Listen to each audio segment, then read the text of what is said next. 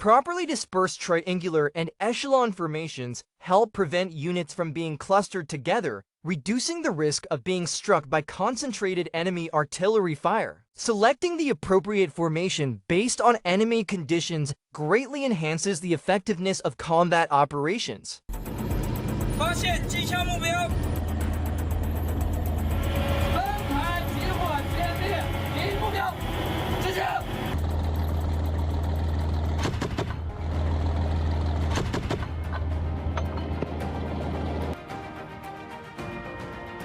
These exercises demonstrate that the Type 05 amphibious infantry fighting vehicle not only excels in water mobility, but also delivers strong firepower performance. Its 30mm automatic cannon delivers a high rate of fire, allowing it to lay down dense suppressive fire on target areas within seconds. The vehicle can also launch smoke grenades and anti-tank missiles, giving it versatile, multi-role combat capability.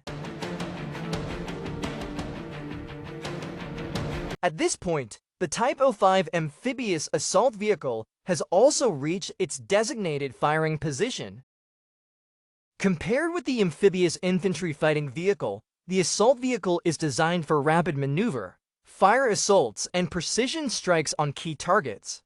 Its mobility and firepower make it a flexible and formidable presence on the battlefield.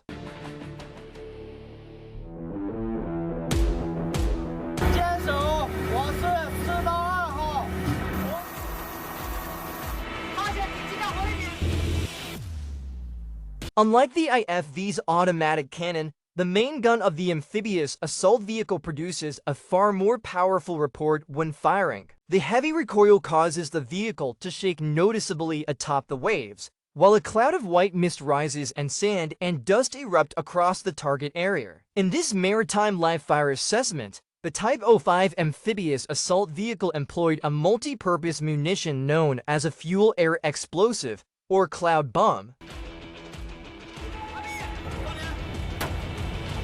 Cloud bombs, also called air-burst munitions, detonate in the air rather than on the ground. In simple terms, they disperse a flammable aerosol and then ignite it, using the surrounding air as the medium for destructive force. The key difference between cloud bombs and conventional ammunition is that traditional rounds contain explosives, while cloud bombs contain high-energy fuel. Upon detonation, a cloud bomb generates extremely high temperatures and a powerful shockwave, rapidly consuming oxygen in the blast zone and leaving targets with nowhere to take cover. It demonstrates that sometimes the most destructive force on the battlefield is not metal fragments, but the ignition of air itself.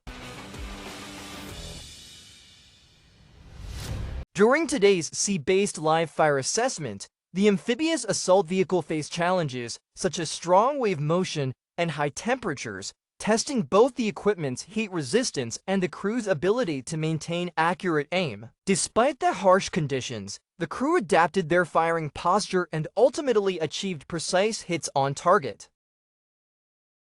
Even while battling wind and waves, the Type 05 amphibious assault vehicle kept its gun barrel firmly locked onto the target. Thanks to its stabilization technology, the vehicle can maintain accurate fire even in level 3C conditions, enabling it to effectively break through enemy defenses. For this live fire evaluation, units were mixed across formations, and a key assessment was conducted on individual vehicle firing performance.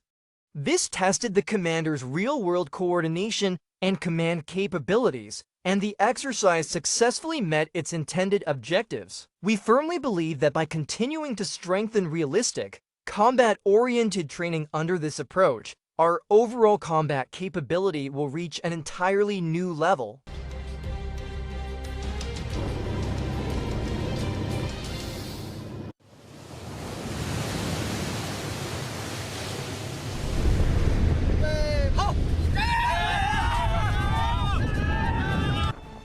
Competing on the beach at this moment are two teams led by Chen Xiangxun and Wang Zhangxing, both operating Type 05 amphibious assault vehicles.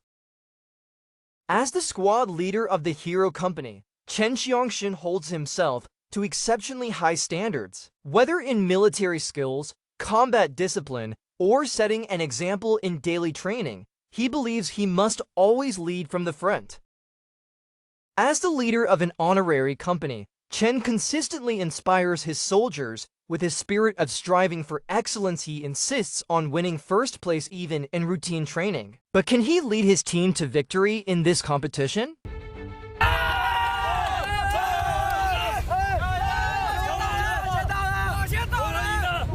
The two teams cross the finish line almost simultaneously, making it difficult to determine a winner. How should the company commander resolve this?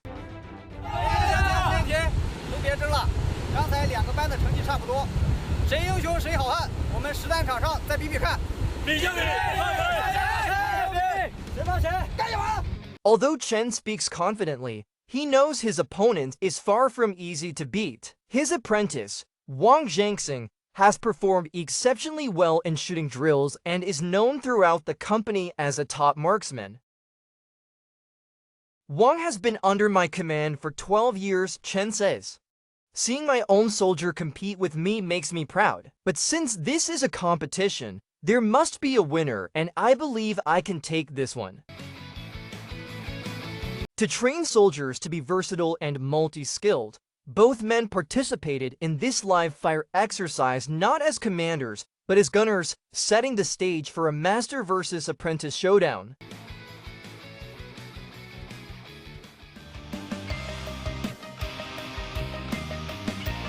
The live fire event officially began, but on the way to the firing line, Chen suddenly felt uneasy.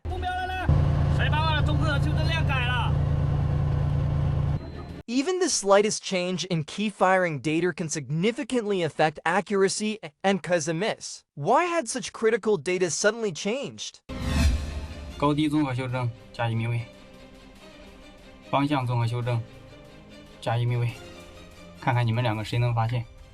Each assault vehicle has slightly different gun performance, which means its ballistic corrections also vary. In real combat, a gunner may not always operate their usual vehicle, so patience and meticulousness are essential to ensure a first-round hit.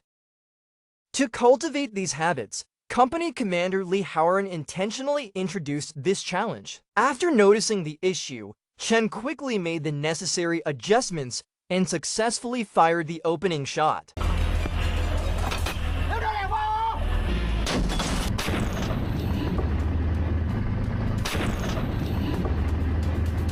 But what about Wang Zhangxing, who had not detected the correction discrepancy? 怎么赔这么多人？我检查一下。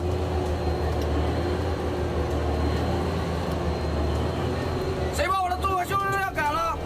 The younger Wang paid the price for overlooking details he failed to identify the issue before firing. Although he hit the target after adjusting his parameters, he fell behind in timing. Does he still have a chance to turn the match around? 蛟龙1号，蛟龙6号，我是东江，目标向右020，远015方向逃窜，见面。 For the final target, the company commander changed the aiming point. At this decisive moment, who would come out on top? On the battlefield, the enemy will never stay still for us. We must be fully prepared to engage wherever they move.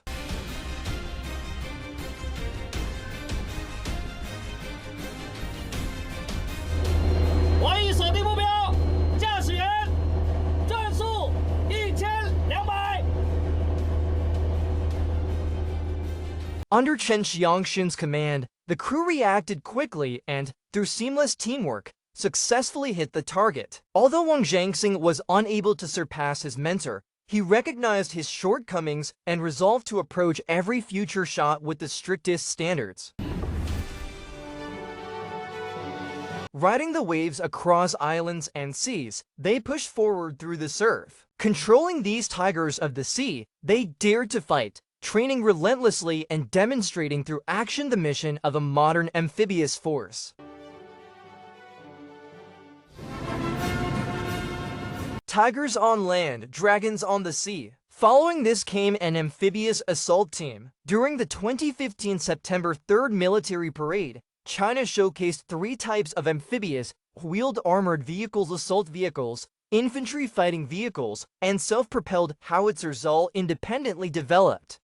These platforms possess strong amphibious mobility, environmental adaptability, communication and coordination capability, firepower, and enhanced protection, enabling precise coordination and integrated command to significantly improve overall combat performance. As warfare evolves, unmanned systems are quietly reshaping battlefield rules, bringing greater stealth and flexibility to landing operations.